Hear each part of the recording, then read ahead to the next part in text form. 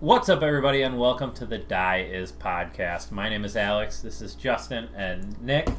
Welcome back, everybody. Welcome back. So we are currently coming off of an hour and a half recording.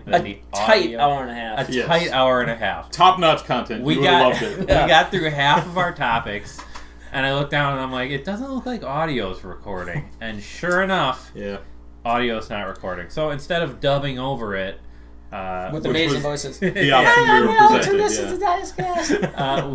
We're going to re-record it. Yeah.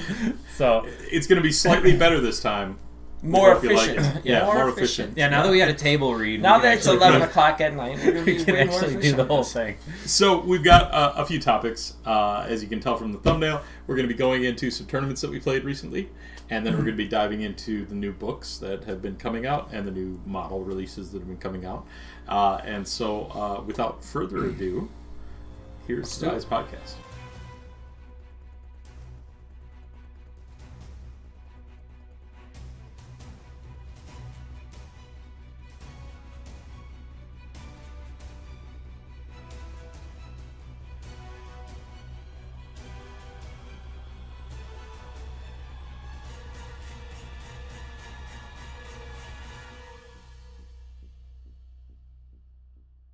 So we had Spring Rubicon, which was kind of a Dice Cast sponsored tournament run, TO'd by Sean. Yep, did a great good friend job. of ours, did an amazing job, and also by Nick, who did a lot of work with setting up and train, and me, who was just the talent that showed up late and barely played, just to draw the people in. Yeah, for a first tournament, it seemed like it was run really well. Everybody had a good time.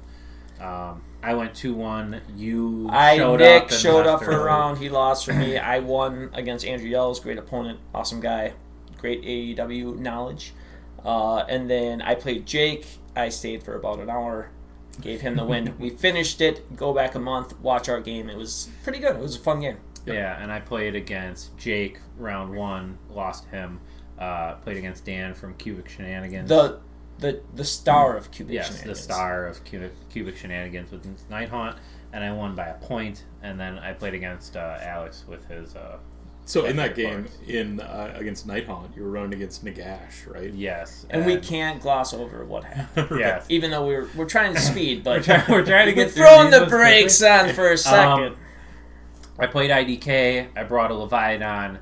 It got hand of dusted either turn 1 or if he doubled me, his turn 2. Top of 1. Yeah, bottom of 1, top of 2. He hand of dusted a just completely okay Leviathan. And we were all freaking out, having a great it was like the moment of the tournament for me. Dan put a lot of dust on the table that tournament. He later dusted something else huge and was just cleaning things up with Nagash. I've played a fair amount of AOS. I've never had the pleasure of being dusted. I think that needs to happen. Sure. Yeah. As dusty as you get in your own life, you can never bring it into AOS. And this hair is dusty, everything's dusty, but I have not been dusted. Sure. Yeah. So great game. Someday. And then I played against Alex with his flesh eater courts, and they just seem like they're a little stuck in 1.0, early 2.0. Early 2.0, yeah. They're just not as good as IDK. Yeah, new IDK is going to give them real problems, and Nick played Isaiah first round. He couldn't win for me. Super disappointing. That's why I showed up late and left early, just because I was so disappointed in Nick. So so you really are acting like the talent. Yeah. I tell everyone I'm a diva, and if you don't perform the way I expect, I'm out. Yeah. So then you guys had overall, great event. We awesome had great venue. It was at Games Universe. They took care of us. You guys had awesome trophies. Austin won. He went 3-0 with my Kragnos and his Gits, and overall he walked away with a wooden sword.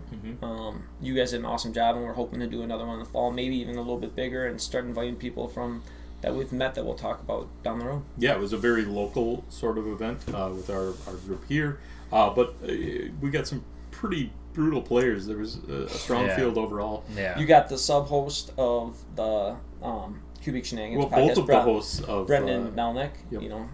You have the Remchecks who run Dragonfall pre-sale June 6th. get your tickets. It's in Lake Geneva, Wisconsin. Great time. There was 5 Alexes at this tournament. Just our lowest quota of Alexes. Right. Yes. Out of 16 people. Yes. Thereabouts, yeah. So, yeah, it was a big showing of Alexes. Yeah. So that's nice. Awesome. I mean, and you took 4th. Yeah, I came 4th. Just outside the with podium. 2-1. Yeah, I scored a little low on my first game, and I think we called it early on my 3rd game, so I couldn't get any points from that. So ended up trailing behind just a little bit. Yeah. Then we had Warfare in Wales. Our buddy Austin, I think I just got a text message that his wife is actually in labor right now, but he is he was having a baby soon, so he wanted to kind of get the guys over to his basement and run a little tournament, which is honestly some of the most fun you can have, just on a Saturday, drinking a bunch of beers. Garage hammer, basement hammer Yeah, style. it's just really the best way. Yeah. Super casual. Big tournaments are awesome, but little tournaments are great. As long as they're not here when my power goes out. Yeah. They're great. On the hottest day of the year. On the hottest day of the year, and it's like humid, like gross humid. Yeah. Yeah. I mean, I didn't make you hear about that at all, so. So, in Warfare in Wales, I ran KO, had the Incarnate, got paired up against Sylvaneth, round 1, Brendan Milnick, and the sub-host of the Cubic Shenanigan podcast. I just had a really favorable matchup there. It's difficult sledding for Sylvaneth. Got that one. Went up against double Mega Boss, Ironjaw's List and Bloodtooths, round 2. Mark Rumchek. Yeah, and Kronspine just... That's what he's designed for, right? Going into the monsters, the Mega Boss did an absurd amount of damage to Kronspine. He just hangs around and de-levels. And then the next turn, got some shooting into him, finished him off with Kronspine. Kronspine de-levels again and levels back up during that turn, so he's still hanging around at 1. Super intuitive rules on that Kronspine. Yes. Eventually, the Ironjaws player took off Kronspine, but at that point, he just had like a Mega Boss and a War Champion. And you had your Ironclad. Yeah, I had the Ironclad and everything else, yeah. So, Kronspine did a ton of work for me in those first 2 games there. Seems like a strong model. Yeah. I played Isaiah Remchek, Mark's son. He was running, woke up in the morning, Cities of Sigmar, just whatever I could grab. What I have in my box. Close enough. Did I leave anything in my trunk? Yeah, I'll play Frostheart Phoenix, Flamespire Phoenix, 2 3s of Morsar Guard, some stuff. And, I was bringing my beasts, and I just did stuff, and his stuff fell over, so I won. And then second round, Sean, who I want to spotlight, he did stuff and his stuff fell over. Yeah. Sean, who I want to highlight, he made some amazing bacon wrapped venison, a roast. He was just kind of the all-out chef for us that day. Right. Sean's a big supporter of the channel, one of our Patreons. Shout out to Sean. Awesome cook. Happily eat anything he wants to grill at any point. New player, though, just got his filthy Stormcast list, but, it's Raptors, it's Dragons, it's good stuff, it's Foams. And I was trying to help him play, figure stuff out, but I only helped him enough until I could win. And then I took that over, pushed my stuff forward, and I beat him. Yeah. But good game. I hope, we both learned a little bit from it. And then we won't do any spoilers, but then Nick and I played the 3rd round for the Golden Baby on the channel, and we're not going to spoil it because you guys can just click back in our videos. The Caradron versus Maggot list and see who won that match. But sure. It's really anybody's game. It's fun to watch. I mean, and we're not going to tell who won it. So anyway, so that was great. Thanks, Austin, for inviting us. I look forward to next year when maybe it's bigger and better. Yeah. But if it's the same, that'd be great too. Yeah, I got great T-shirts. Had amazing food. Got to play a lot of fun Warhammer and hang out with people, so it's a good event. Then we did a very long road trip just last weekend. We drove 9 hours from Milwaukee down to Springfield, Missouri. Great little town, amazing amount of restaurants. More restaurants per capita than I can ever imagine a city having the right to have. I don't think there are houses. I think everyone must live in restaurants. It was crazy. In a kitchen. Went down there. Tyler Emerson, one of the nicest people I've ever met. He's been pumping the Dias cast so much on Warhammer Weekly, which we're about as big as them. But, it's nice to get our name out there a little bit. And He invites us. We make sure we don't bring Alex. He says, "Don't bring Alex." So that was you glossed over it a little bit. Warhammer Weekly, Little Warhammer podcast. Check them out. Yeah, doing good content. yes, definitely. Yeah, Little Warhammer. Check them out. And we went down there. Amazing venue. Deceptively huge. Looks like a little game store when you walk in. Go back. There's 4,000 square feet of game store, just devoted to tables and ping pong tables. Pinball tables. The one with these things. Beautiful tables. Tyler was meticulous in how they were set up. Every table, there was a painting contest for the tables, and then a bunch of volunteers put in a tremendous amount of time to get the rest of the tables all looking fantastic, well laid out.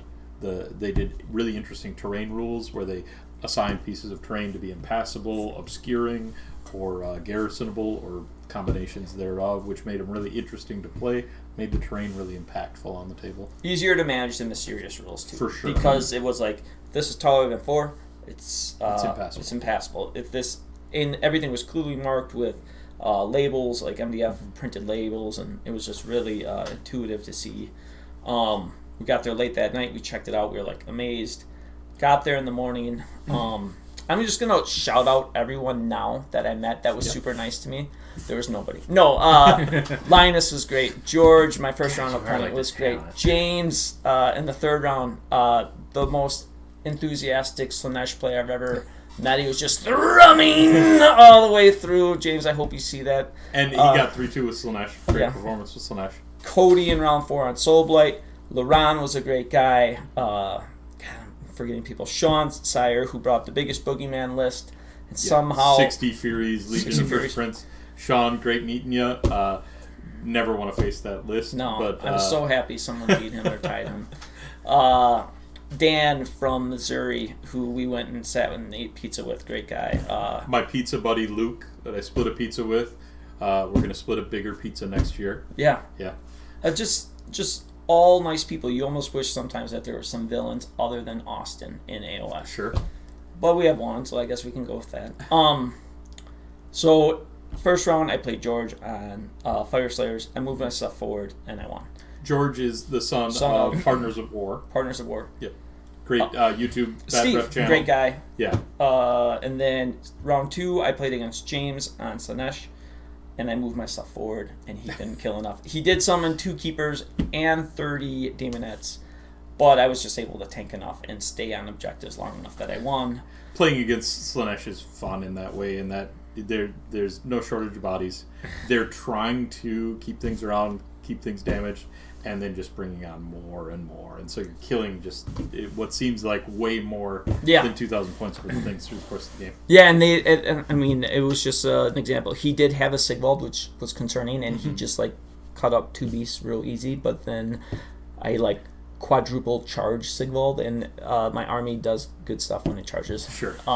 And then in round 3, I played against Cody on Soulblight. And it was a really good game. He had a Vampire Dragon, or a Vampire Lord and Zombie Dragon. He had 20 Graveguard, Vangorian Lord, 60 zombies, Vampire Lord on foot. Just a really great list. And it was really back and forth. And I was round 3, I'm this could go either way. And things swung my way, and all of a sudden he had 2 units left. So we had a great game. His army was beautiful. We ended up having pizza with him and Dan, so that was great.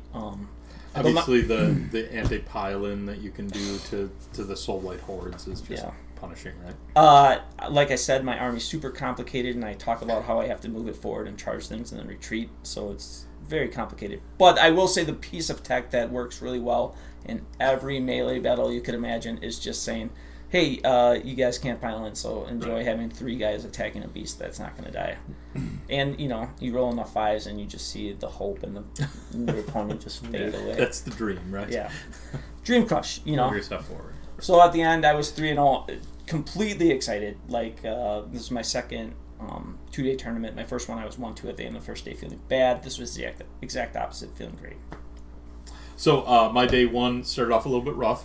One of the matchups that I really didn't want to see with my Caradron Overlords was 30 Sentinels in Syar and Lumineth and Teclis behind it, and that's what I got round 1.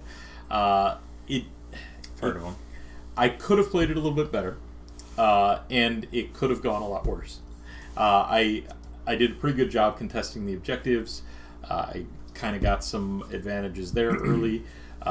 His damage wasn't as bad as it could have been early, but over time I was just not able to deal with the Sentinels. I whittled them down and reduced the amount of damage they could do, so I wasn't just getting completely swept off the table. But between Rally and Emerald Lifeswarm, they were just, and that Rally's free from the Shrine Luminor every turn, so every hero phase rallying them. There were just more bodies than I could deal with, and I couldn't really get any combat power into them.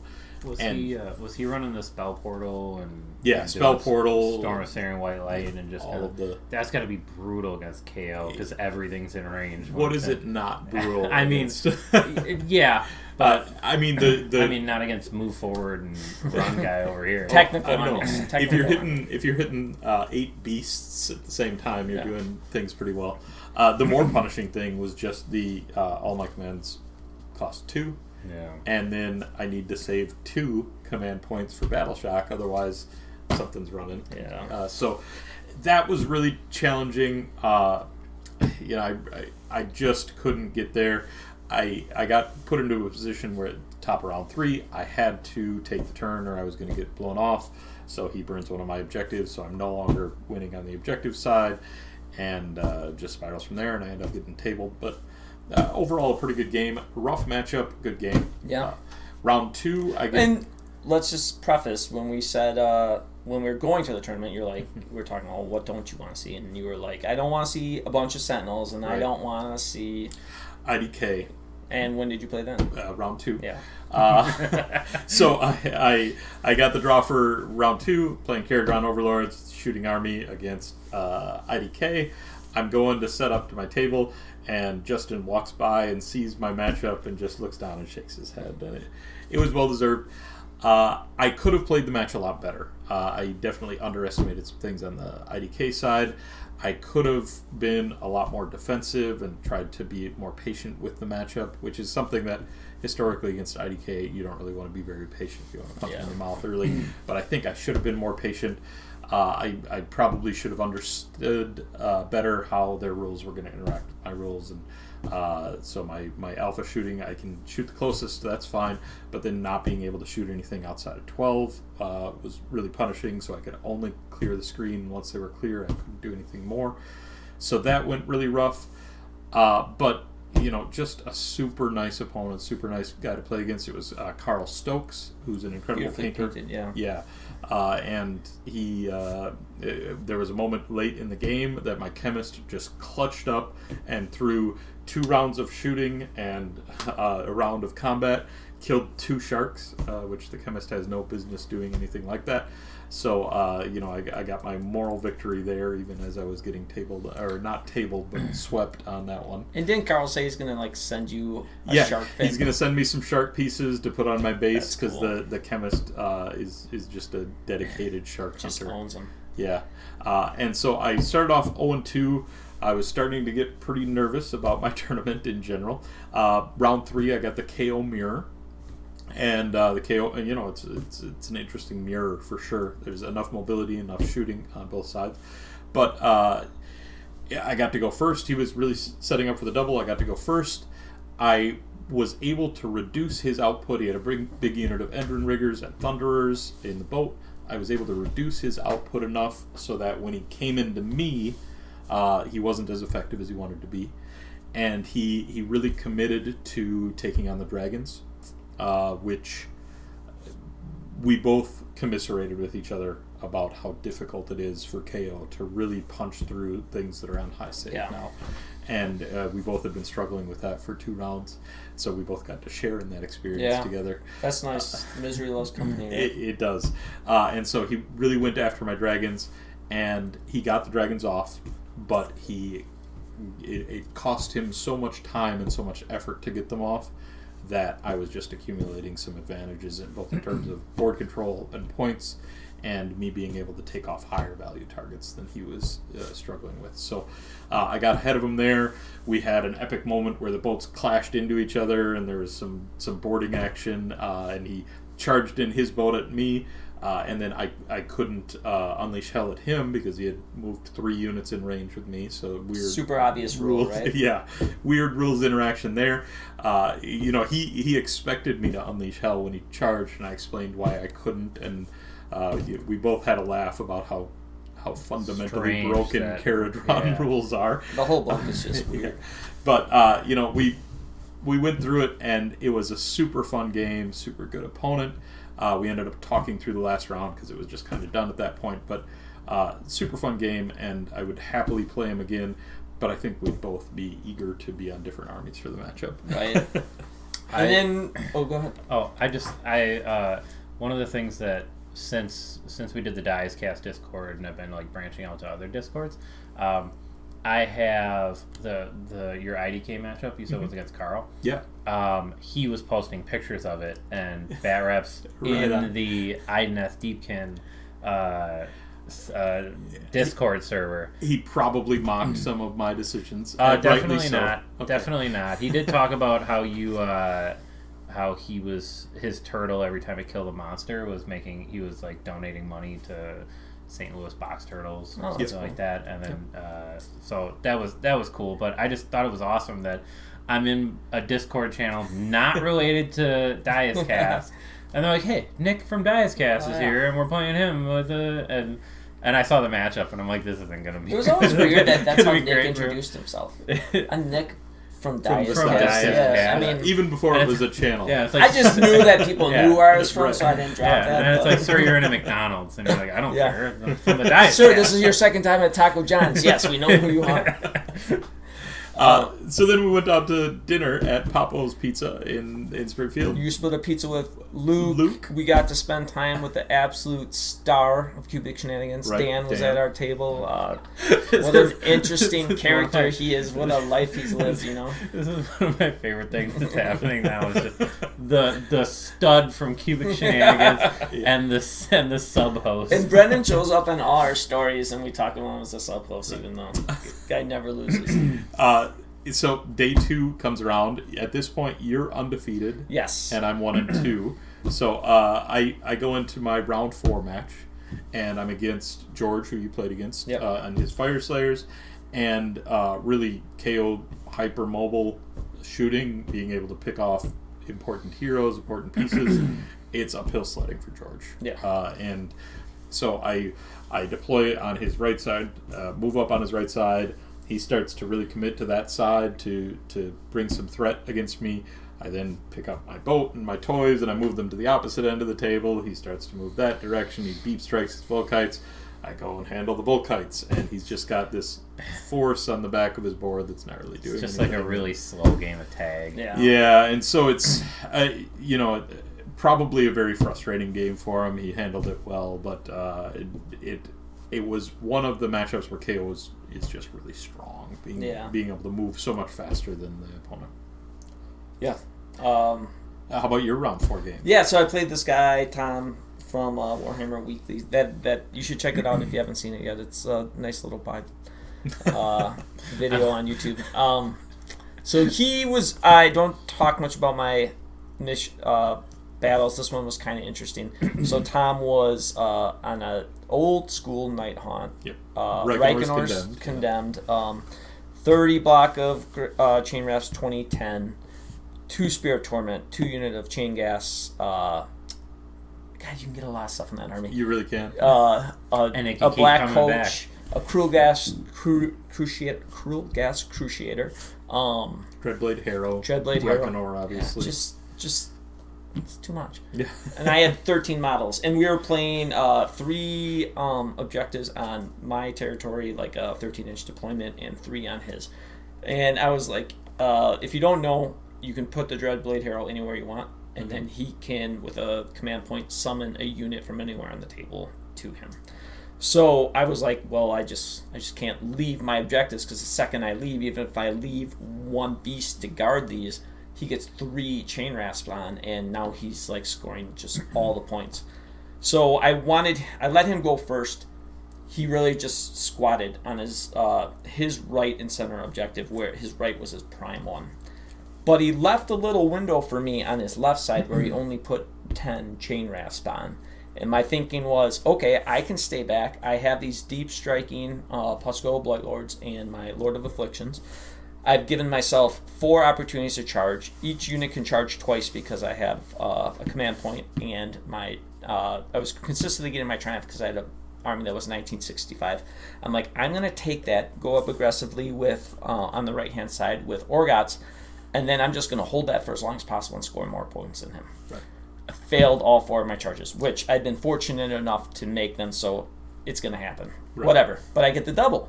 So now Orgots gets in. He wipes those guys, and now I have 3 tanky units on that back objective. Come get me, Tom. And let's see how it goes. Tom gets me. He gets he brings the I think the 20 stack of chain rasps rolls an 11. Mm-hmm. So he just files them right in and does this. He wanted to bring it down on Orgots. He kills after that attack, and then probably 3 more. He kills Orgots of the wound. Sure.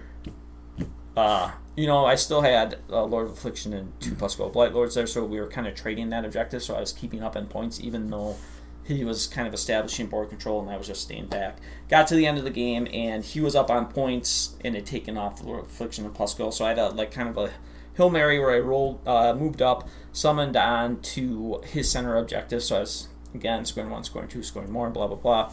And then my only chance at that point was if I double-turned him. Did another run. He had 1 hero holding his prime objective with 2 wounds on it. I could have probably charged it off and then hoped to set. Even if I get that, it's going to be either too close to call or he wins. So I didn't win the priority. We shook hands. Great game. He's doing a great job with Lord's work with Nighthaunt. So the old Nighthaunt book. He went down to go 5-0 for the tournament. Won the tournament, best overall.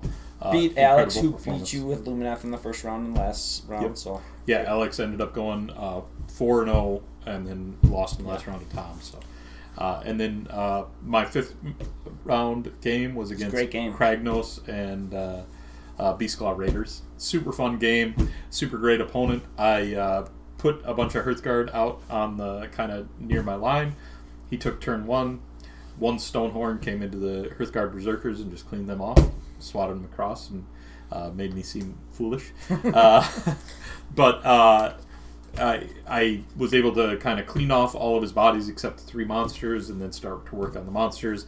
And it was a game where it felt like if I could catch a double at any point, I would kind of put the pedal to the metal and just kind of run away with it. But I didn't. And so it came down to the end where I was cleaning off his material, and the only thing he had left was Kragnos. But because he had just kind of been ahead of me the whole way, all those models, Kragnos counting as 30, the Stonehorns counting as 10, I was just not able to get an advantage in points at any point. So it comes down to the end of the game, and if I just get a battle tactic and kind of score, I'm going to lose. And so the only way I had a path to victory was denying his grand strat, which involved killing Kragnos. And at this point, I'm watching the match, and right. Nick, I just can't kill Kragnos. I can't kill Kragnos. Kragnos on his 2-up is almost impossible for KO to deal with. So he had about 12 wounds up. 2 up, 6 up? Yeah, something like 12 wounds. And so I bring my lone surviving dragon forward, and I do all my shooting on him with the boats and Skywardens, and I did a few damage, got a couple shots through, and the dragon just clutches out. The reason I brought him, they had been very lackluster through the day, through the 2 days, but this dragon in this moment hits the 6, and then the 6 mortal wounds on Kragnos, brings him down to something like 4 wounds going into the combat phase. The dragon goes into melee. He can't roar the dragon because the dragon's in hunters. Yeah.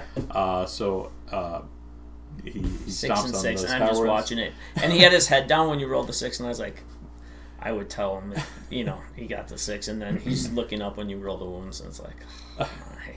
Brutal. So the dragon then does something like it pushes through something like 8 damage on Kragnos on his 4 wounds, 7 or 8 damage, and he doesn't make enough of his ward saves. And Kragnos goes down, so I deny the Grand Strat and quite the victory. pick up the win. Yeah, that was good. It was super close game. Could have gone obviously either way. And it was the difference between me going 3-2 and 2-3. My goal for the tournament was really 3-2 with KO, and so that for me was a huge moral That was victory. awesome. Yeah. How'd your round 5 go? I traveled 9 hours from Milwaukee to Missouri, Springfield, and I was fortunate enough to play the sub-host, co-star of the Cubic Shenanigans podcast, Brendan Melnick. Right, Brendan, the Lord of Death. Who we see not infrequently. Right, who also lives in Milwaukee. And let's be real, is an excellent player. Wins most of the tournament. He was going on hard mode.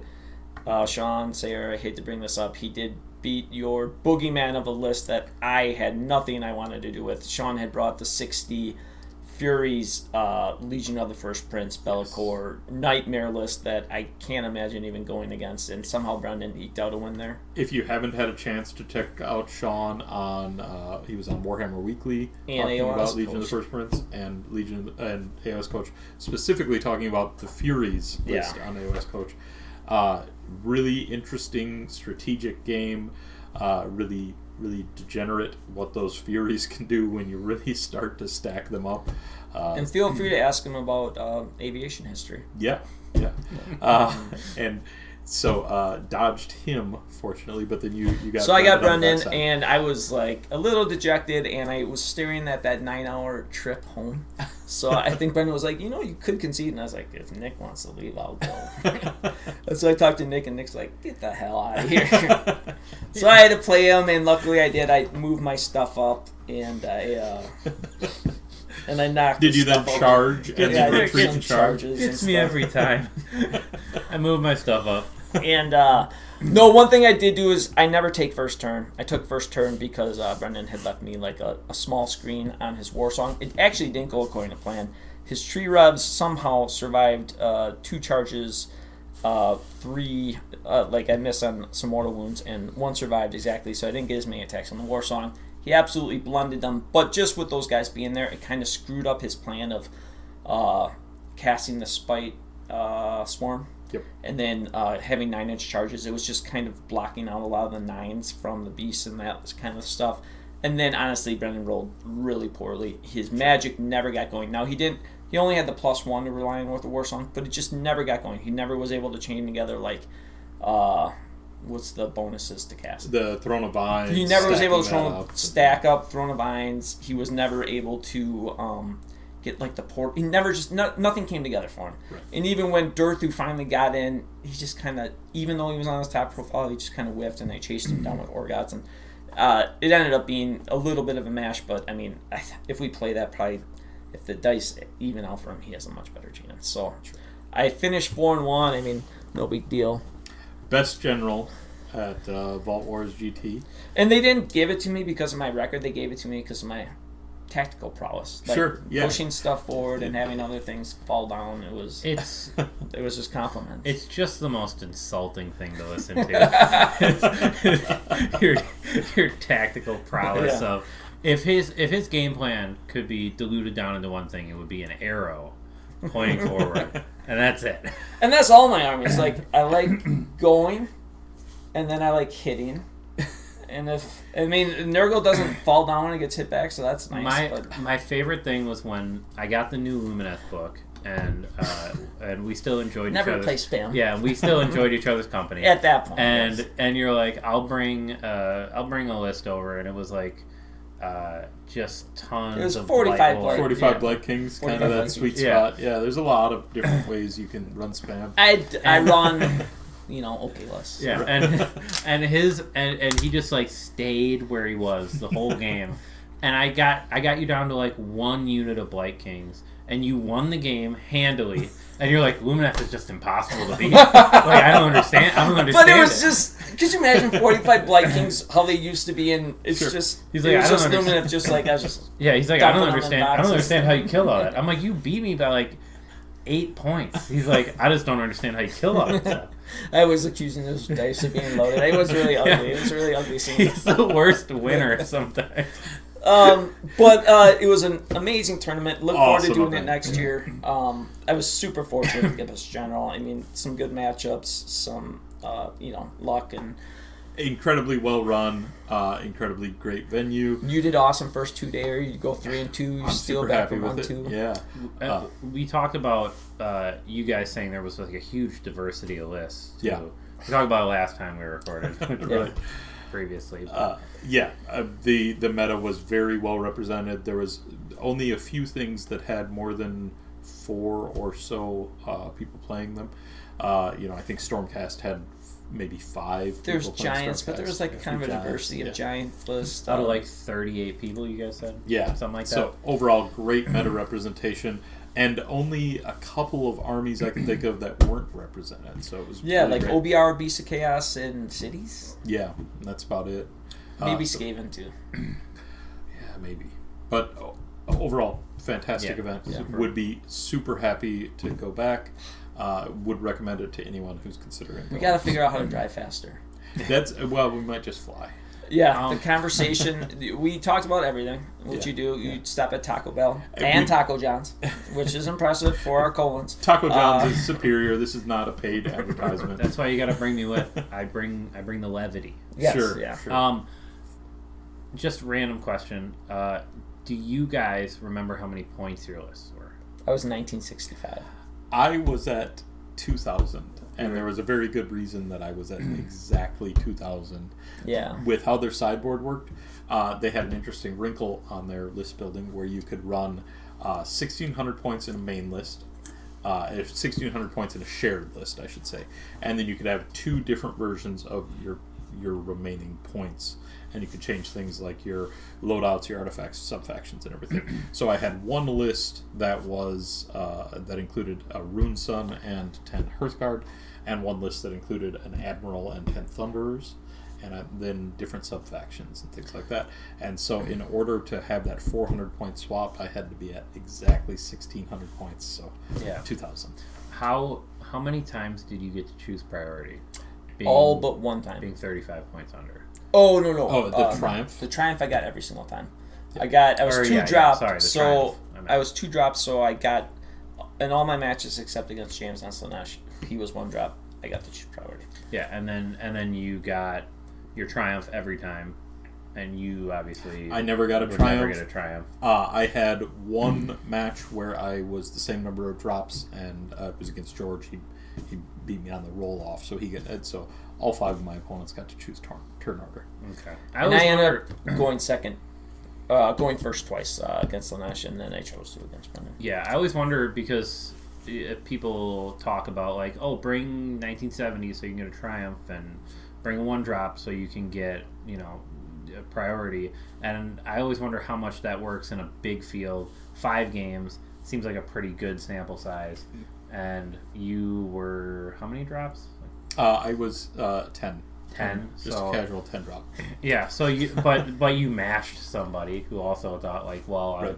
I'm above what I need to be, so I might as well spread it out. Right. And then you were like, I love being 2 2-drop? drop in the list because it makes my moving forward and charging shorter if they have to move towards and me. you only didn't get to choose once. I only did not get to choose 1 time. So it worked out, and that Triumph is so important for the whole deep striking shit. That's my only big movement, and I always, it's hard to keep them relatively small, so it's really important for me to have those 2 extra chances of charging. So, Sure. So 2 drops seems good then. Yeah. So great event again, and just shout outs to Tyler, shout outs to Travis for running it. shout out to Linus who helped. Shout out to Chad, Carl, the manager of the store. Sure. Got us free lunch on Sunday. Fantastic Fantastic lunch. Yeah. Cool And guy, funny, dry humor. Really was a cool guy. Anthony Polcastro, who printed up a bunch of the terrain for the event, all looked amazing, and playing on beautiful tables is really cool. People spend so much effort on their minis, and then to have absolutely beautiful tables that match was great. Yeah. But now I feel this is going to work into a transition. Watch Ooh, this here we go. segue. So, Prepare yourself. It's not a great segue when you say it. so It's now like I feel like explaining the I've done Nurgle. joke. You've done Nurgle. I've done Nurgle at this point. I've played it about as much as anyone that has as many armies as I should play one army. Yeah. Wait, take that. Edit that. I've played as much as I want to play in one army. Yes. My other models You've are mastered screaming the at me. move forward. Yeah. Right. You'd be surprised. So now I'm trying to find a different army to move forward with. And We spent at least 3 hours of our car ride talking about options for both of us for next armies. Yes. so I'm going... I didn't want to change all my words, so Beast still, but it's going to be Beast of Chaos. And instead of being resilient with saves, it's just going to be resilient with models. I'm going to run about 160. And I'm going to hope that Rend is as good as I think it is. It seems strong. I think I see you bringing like 160 models to a list that you play in your own house. And then the second you're like, hey, you want to come over and play a game? You're like, well, I'll bring Nurgle because I can fit him in a backpack. Yeah, right. Or Sons. Yeah. Yeah. No, that honestly, playing like 13 models is so much better. Not having a hero phase. My army had no hero phase. You're just, boom. You count up your little stuff you got to do in the beginning and heal some stuff, and then you're like, oh, let's move. You know, which is over 5 rounds, you know, you do get mentally tired. Yeah, some fatigue. And, you know, I would be like, what's going on in this game? You know? Yeah. And then I'd be like, oh, I don't have to do much. Oh, move forward. Right. Is it in combat? Yeah. Yes, retreat. Yeah. No, move forward. Yeah. Is it my turn? Okay. But yeah, so I'm looking forward to playing Beast. And what you are going to move on to? I'm debating a little bit. I got some Nighthaunt I'm excited about, and Nighthaunt? I played a recent game of Didn't Nighthaunt. they just receive a new book? Nighthaunt. They did just receive a new book. Did you just record a bad rep? I did, yeah. I'm also excited about potentially digging into some Cities of Sigmar for the first They're not in the book. Did- You're ruining the Okay, segue. I'm Jesus, ruining you're the ruining the segue. Did we just record a podcast talking about that? Possibly. Yeah. Sort a of. battle report, you mean? No, I mean the podcast we just Yeah. Oh, recorded. yeah, okay, yeah. So let's get Daughters of Cain. None of us are necessarily Daughters players. No. We've played against it plenty. Yeah. And the books will be out by the time the podcast comes out, but they are not out currently. And I have definitely not done a deep dive, and I cannot cheat and steal opinions like I like to do from more popular podcasts because they just haven't put them out. I tried. Yeah. I was like trying to listen to them. There's just nothing out there. Yeah, you're real quick. Yeah. Daughters was a very interestingly timed update. They just got a new book Completely last year. unnecessarily timed. Well, there was 2 books that came out at the same time, you might remember, and one of them clearly needs no updates at all. Slanesh. And then they chose to update Daughters, and so interesting. You just got that- White Dwarf rules, bro. Come right, on. Fair enough. What are you begging? So, new Daughters book, they didn't touch the stuff that was at the top of the book effectively at all.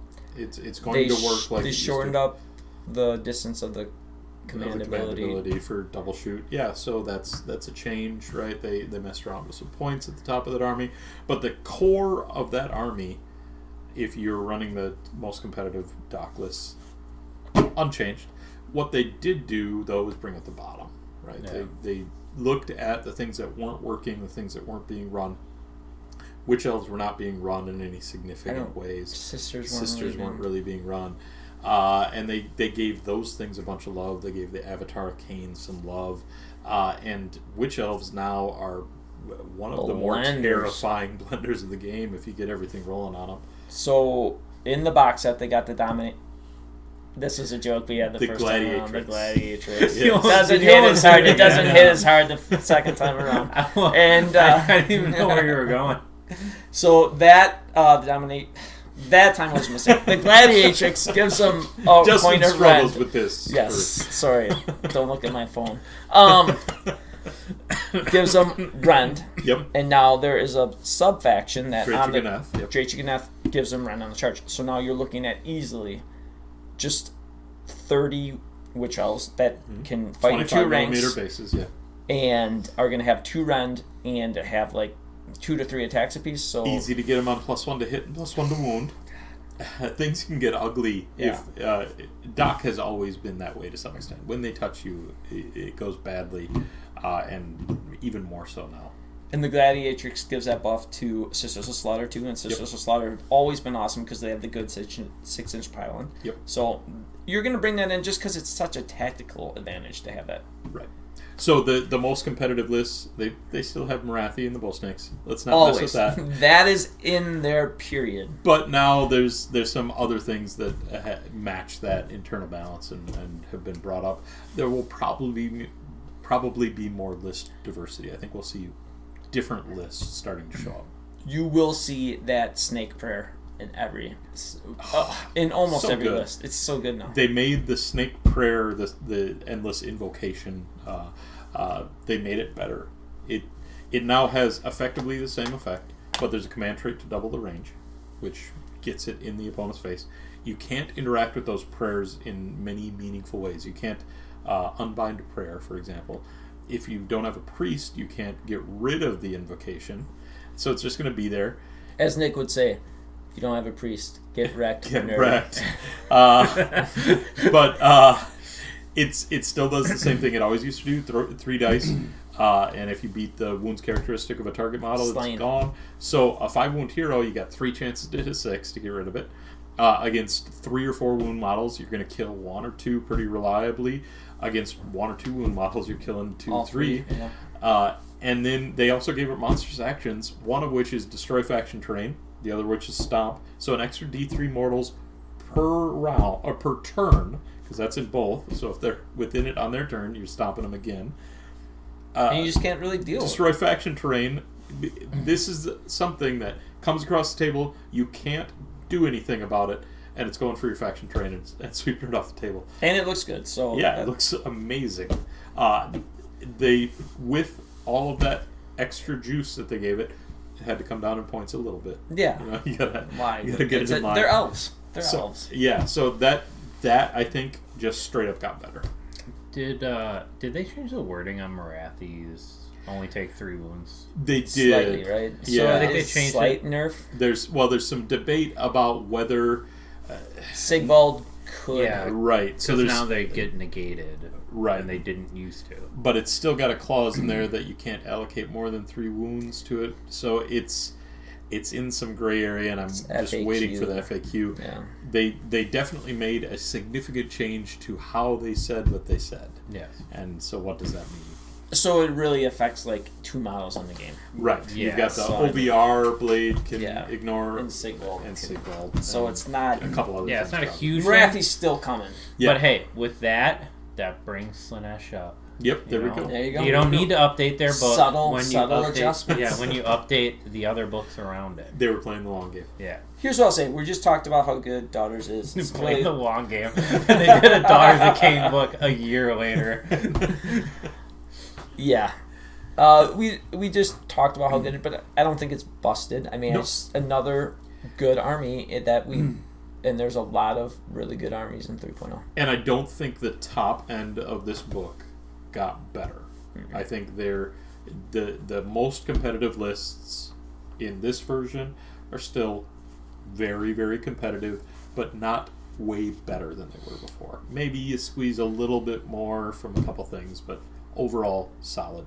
But the list diversity, the bottom end got pulled up a bit. So Yeah. And that's just. Oh, go ahead. I mean, if it's still lower down than everything else, they're still going to play all the same stuff they've been playing. they're going to play the same.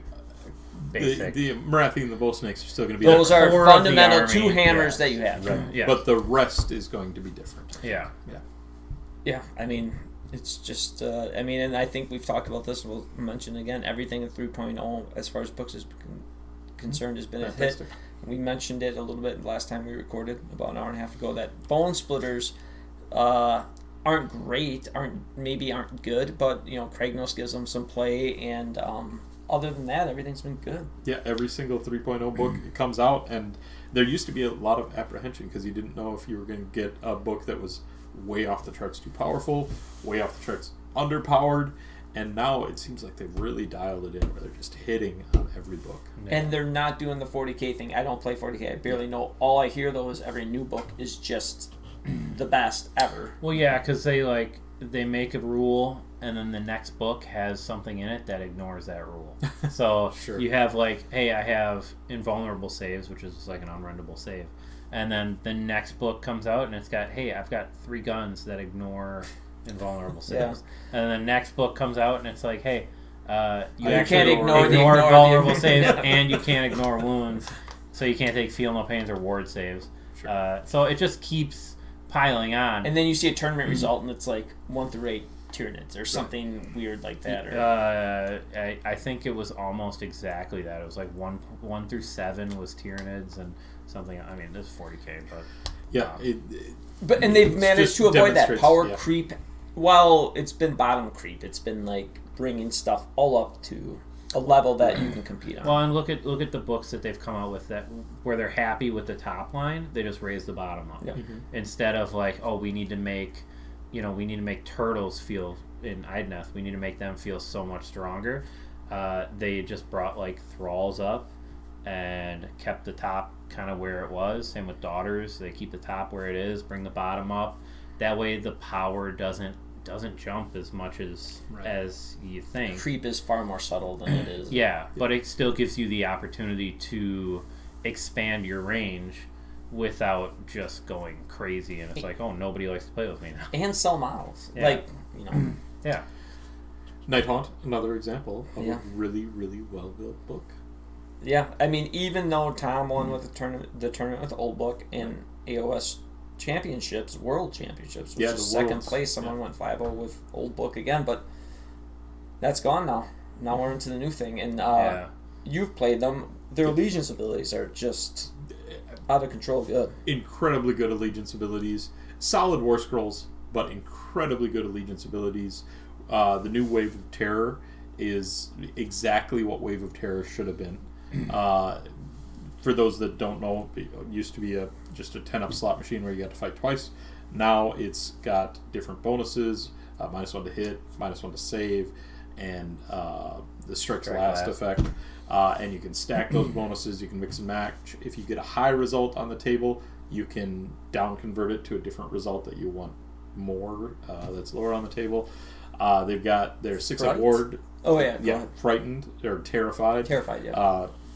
Your opponents can't Inspiring Presence, which is really, really brutal good. Yeah. Your Destruction Army, but and it's the first bravery debuff that has really kind of been a scary bravery debuff. The 6-up ward is no longer tied to heroes. They've still got their ethereal. Yep, huge difference. Retreat and charge, army wide. 6 is to hit automatically wound, so it's not like a mortal wound. It's just you still get to make the save, which is better for who you're playing against. More interactive. Yeah. But, but it's also an awesome thing. It's a very nice buff to the damage that you're doing kind of across the board. Yeah, this was one of those books that, even though 2 people just 5-0'd with it, those are like 10,000 hours kind of people. This is a book that definitely needed a jump and got a much needed jump. Yes. Which is really nice to see. Yeah. Some of the things I'm super excited about is, one thing, the command ability now.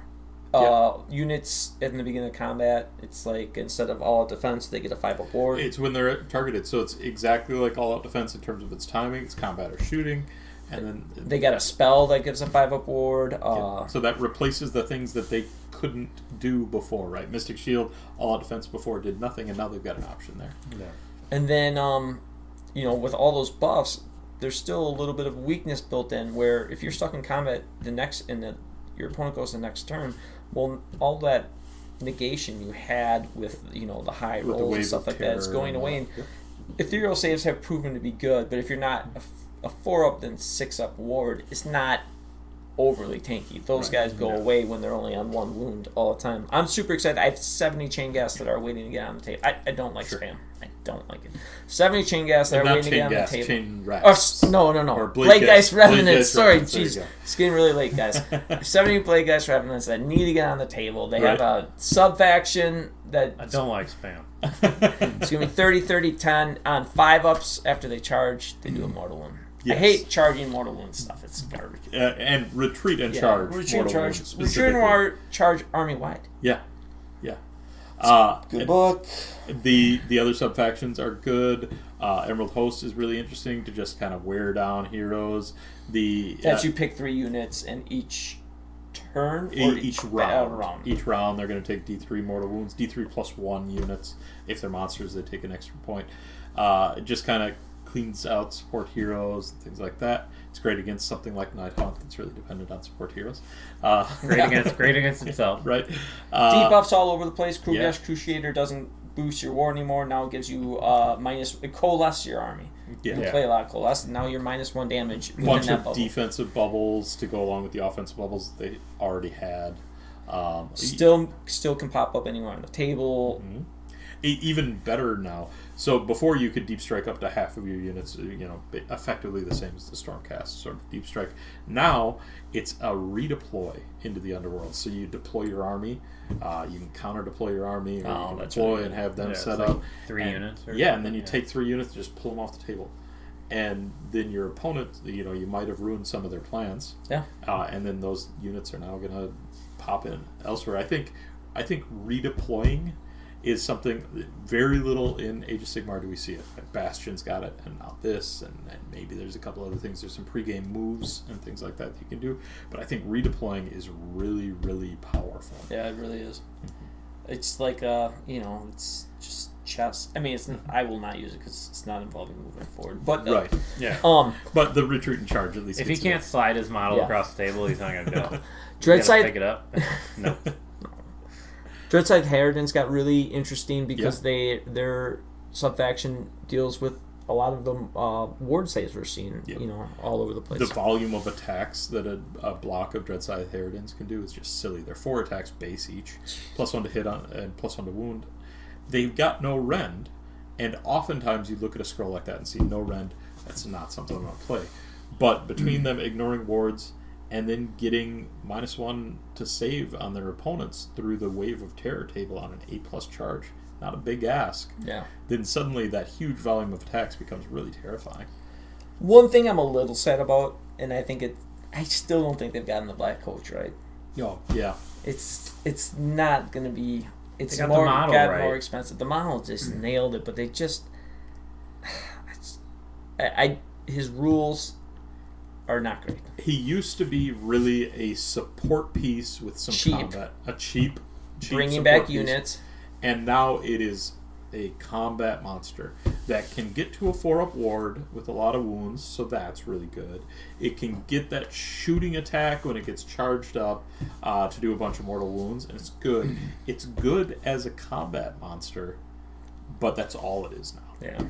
Well, we talked before about all of these cool abilities, like the ethereal saves and the ward and all that stuff, are tied to your allegiance abilities. Right. So if you bring these things as allies, you get none of that. Sure. You basically get a body or a wispy cloak. There are some cool allies that you can pull from the book, though. I think Lady Olinder is a little bit more interesting as an ally. She's just gotten a lot better. She's got a built-in ward now. Does that D6... So, Lady Olinder's got an awesome command ability once per game. It's not a command ability, it's just one. Oh, just one ability. Once per game, you get to bring back D6 to all summonable units. D6 models. I believe it's Nighthaunt summonable. Okay, so yeah, that might not go around. She's still... Lifting the Veil got really good.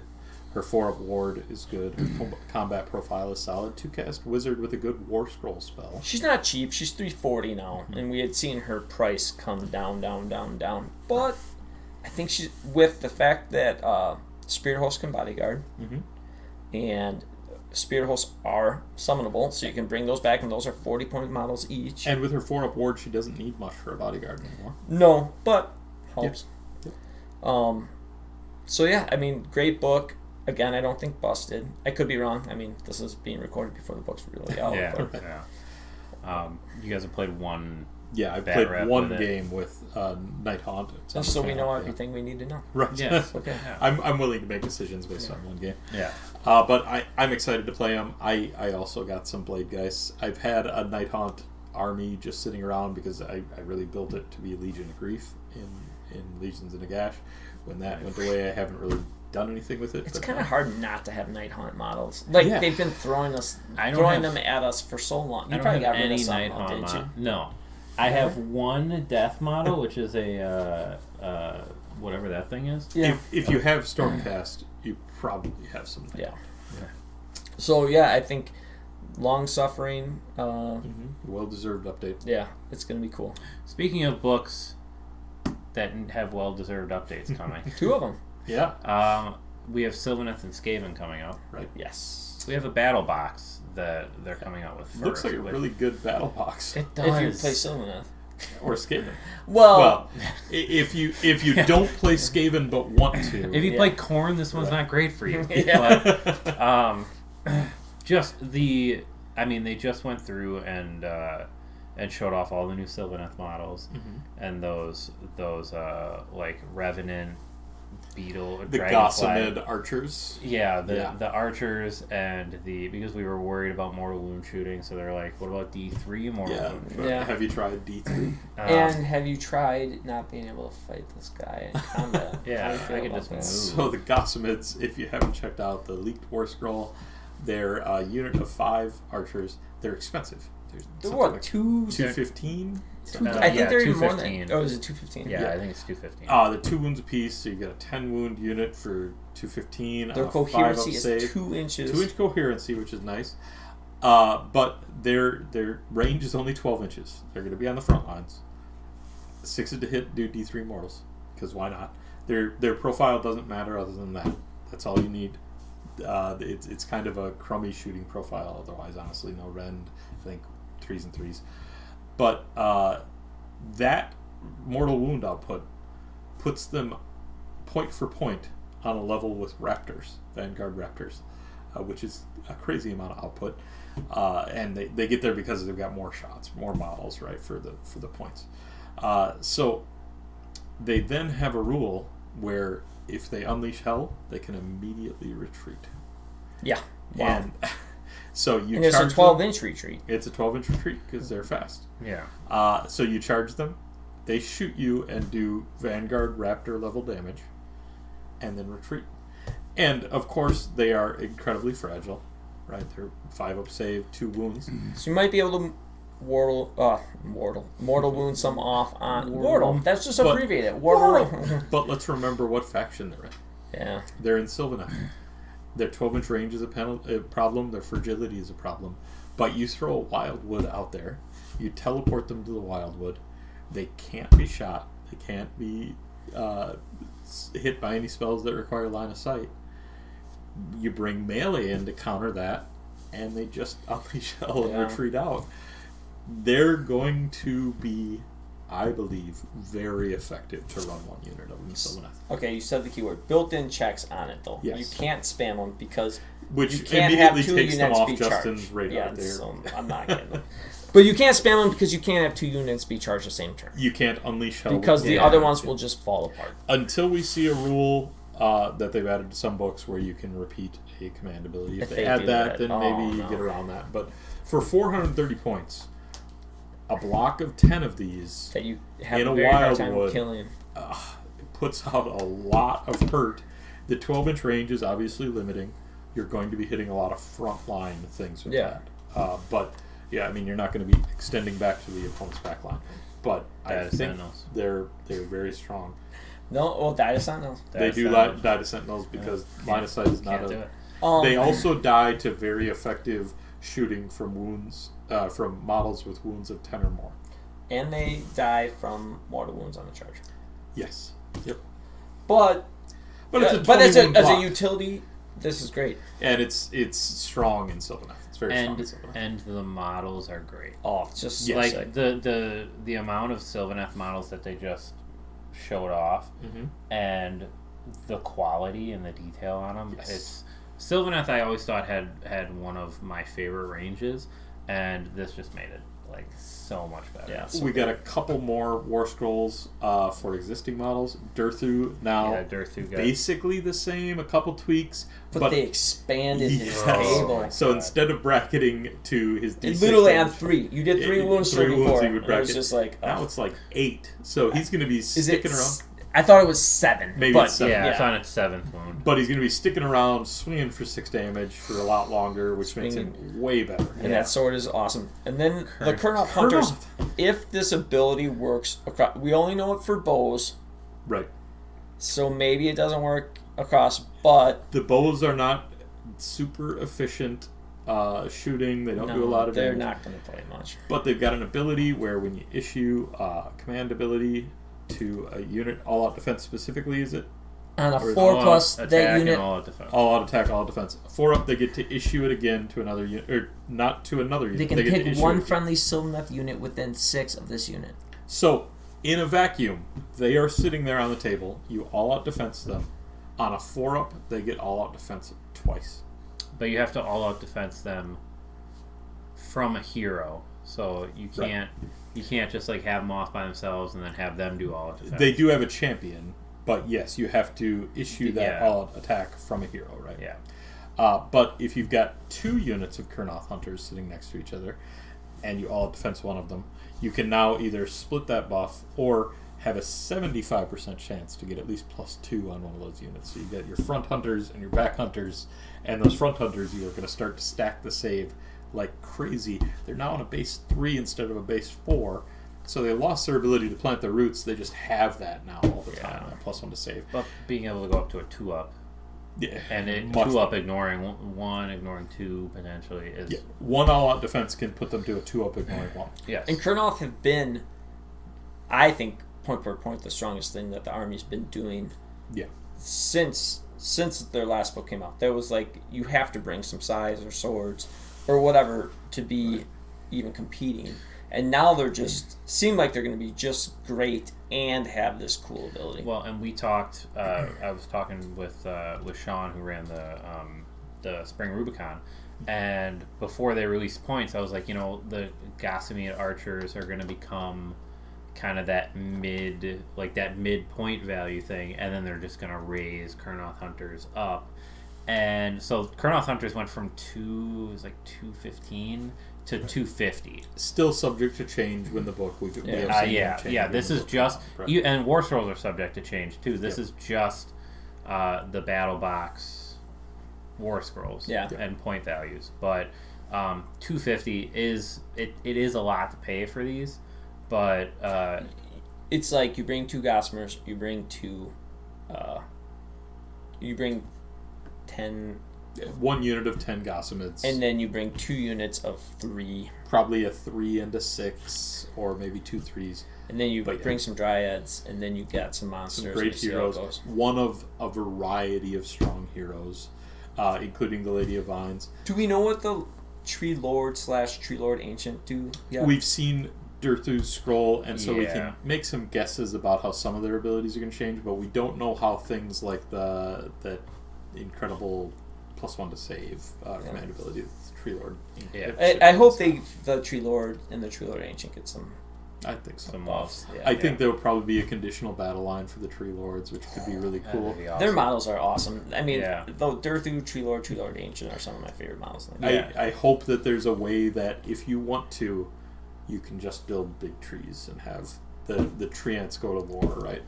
And one thing I'll say that we haven't mentioned is the book seems to be bringing in a rule where you can turn a normal terrain into overgrown, and then overgrown seems to steal some of the rules that the trees have always had. Yeah, we don't have the limits on them yet on what they actually mean, but we can make some inferences, right? It seems like overgrown is going to work like a wildwood works right now.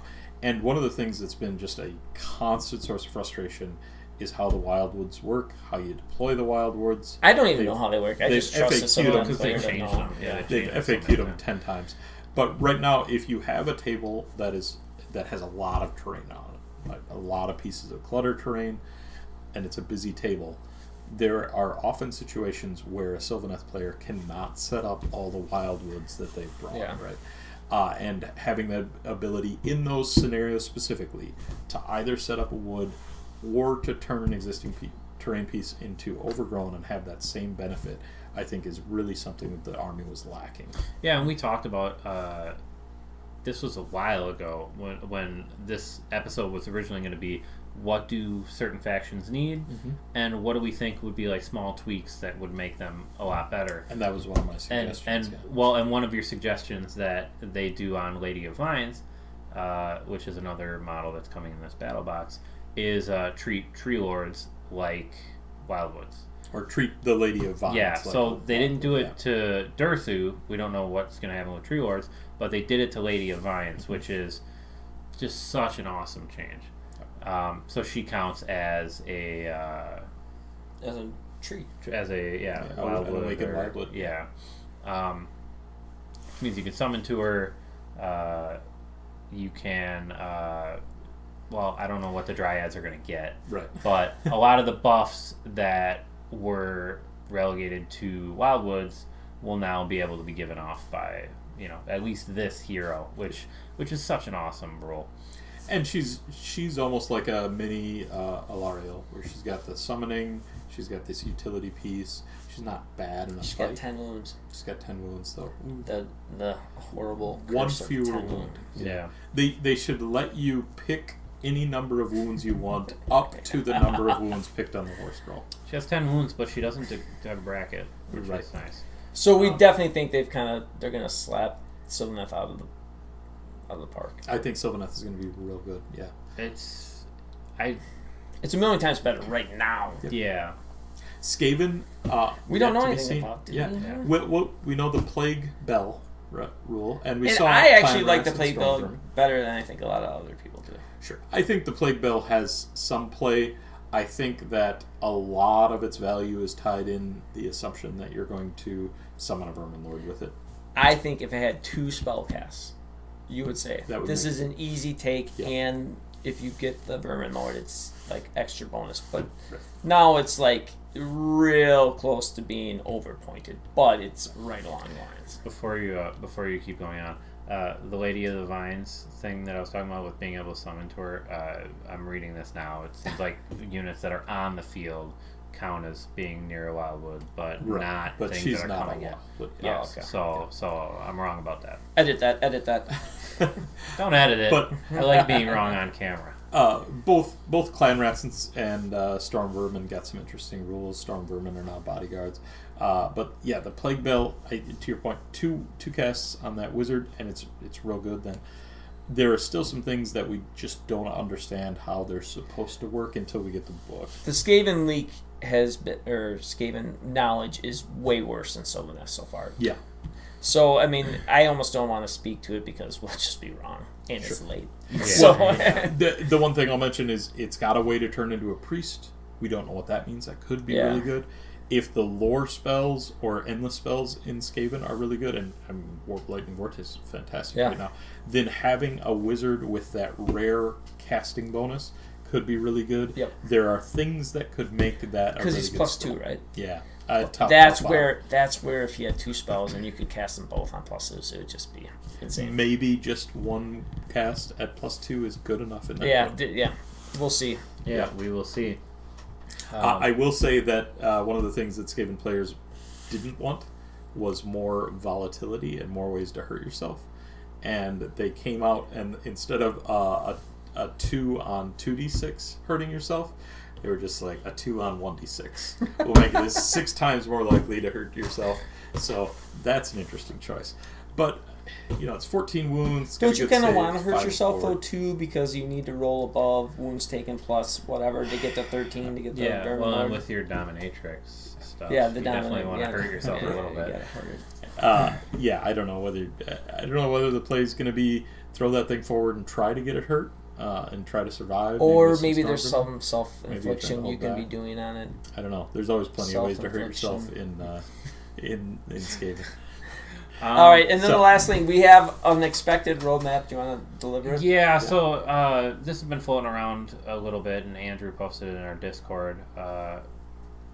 The basic battle tome roadmap seems to be rumored currently Skaven and Sylvaneth for summer, Nighthaunt, Daughters of Cain obviously for spring right now, and then also summer Lumineth and Tzeentch. I think Tzeentch needs a lot of help, actually. Tzeentch needs a book. Lumineth needs a book less. We were That talking. Not one's at basically been confirmed, though. We've seen Yes, the cover. and we've seen the cover of this book. In our Discord, which will be linked down below, we have a spoiler section, and people post all sorts of stuff in there. All these war scrolls that we're talking on are in there, and someone posted the cover of the 3rd edition Lumineth book, which looks pretty legit. I wish I would have posted, I don't know, all the pages inside. But and then for fall, Gloomspite Gets and Sons of That's Bahamut. exciting stuff. Gloomspite Gets coming out would be awesome. I have a small Gloomspite army behind me that I didn't even buy the book because I was like, surely it's going to come out. They desperately need it. Yeah, and that was 2 years ago. Please get rid of the moon. Just toss it in the garbage and let me have some Allegiance abilities throughout the game. So one of the things that I think was really interesting and maybe stemmed part of this conversation is that on the heels of the Nighthaunts League and then the Slaves to Darkness League, Games Workshop actually came out, and they didn't say specifically these factions, but they came out and said, these are the grand alliances that are going to get all these releases. This is how many releases they're going to be. This is when they're going to be. And here's the grand alliances. I love it. I love knowing. it too. I'm love super happy knowing what's coming. And then winter, obviously, Slaves to Darkness is We've somehow has seen been that book. confirmed. Yes. Yeah, we've seen At way least more a of couple that book pieces than I of it, did- yeah. than I would expect to see for a winter book. All right, we're gonna close this out. My hopes, I just said the moon forgets, and then please get rid of the keyword bingo. There are like no grots in the book. Everything doesn't make sense. Yet somehow, a stegodon is a skink. But A Bastillodon is a fanatics skink. are not grots. No, thank you, sir. You know why, though, right? Because they have a little... I don't know why. I'm just wondering if you do. Other than that, Speaking of Gits, we would be remiss if we didn't say Mr. Mephisto on Twitch is a Wisconsin, I don't know if he's a native, but He's at least here now. yes, one of Wisconsin's proud Yeah. sons. He does Rantathon every year, and it's a fantastic charity fundraiser for mental health, and we are donating for the 2nd year in a row for that. We will link that as that gets closer. In one of our videos, we'll highlight it. But we're going to be donating a full Gloomspite Gets Army new in the box to that effort. So you've got a chance to win that. Get ahead of the curve. Get That's that right. army while you can, and for a good cause, Yep, it'll be strong. It's got Kragnos and a bunch of different options, and so it'll be strong carrying out through the rest of this book's life cycle, and then be ready for the next release. Yeah. So, awesome.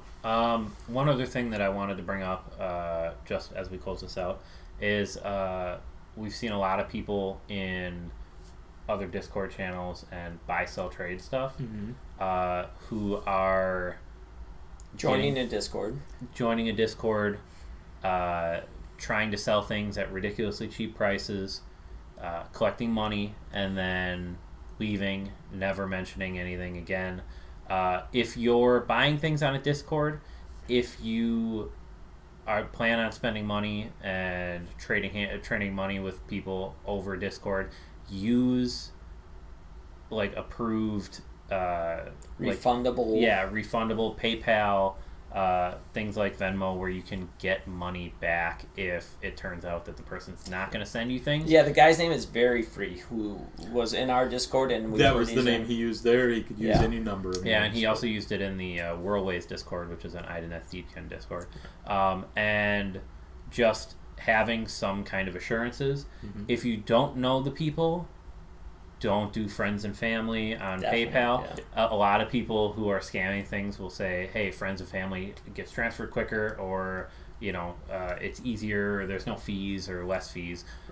Don't fall for that kind of stuff. I've done a lot of transactions on Discord through buy-sell trades. I've got a couple of people that I've done a handful of deals with. It's always gone great, but you need to do verification. You need to do your due diligence. Make sure that you're getting pictures from the person that are live, that they actually have the content in hand. Make sure that you're getting, the refundable. Make sure that you've got some recourse. Get people to vouch for the person. If somebody's brand new to a Discord and nobody knows them, this is not somebody you want to do business with. If this is friends with a bunch of people in the Discord, then you can be more assured that it's going to be a little bit more legit. And sometimes you can get a deal that seems too good to be true. We all know the people that have been like, I'm done with the game, I'm selling my army for what I get, and then I'm fine with it. But yeah. Often it is too good to be true, so just watch yourselves. So, don't get taken advantage of. Just make sure you're doing your due diligence. Yeah, and, of course. We did it. That's 3 hours of the Dias podcast. We slayed it. The first one was better. The second one was good. Oh man, I am going to bed immediately. We've got a link to our Discord down below. We'd love if you joined us down there. As always, if you like our content, throw a like on the video, subscribe. Smash like, subscribe, baby. We are coming up on our 1-year anniversary of doing this, which seems pretty hard to believe. I would have guessed it was at least 5. And our goal is 1,000 subscribers. We're there. We're getting there. We're heading toward it. The not the finish line. So we're not going to stop, but the line, maybe the finishing lap 1 is in sight. And so if you haven't subscribed, please do. We're always happy to have you here, however you want to be participating. But if you like it, that's the best way we can get feedback from you. The second best way is comments. So comment on the video. I'm not as big of a jerk as Alex makes me seem to be. That's what all big jerks say, though, by the way. Comment and tell us your Justin Jerk story. Sure. I'm sure there's plenty. All right. Thanks, everybody. Thank you.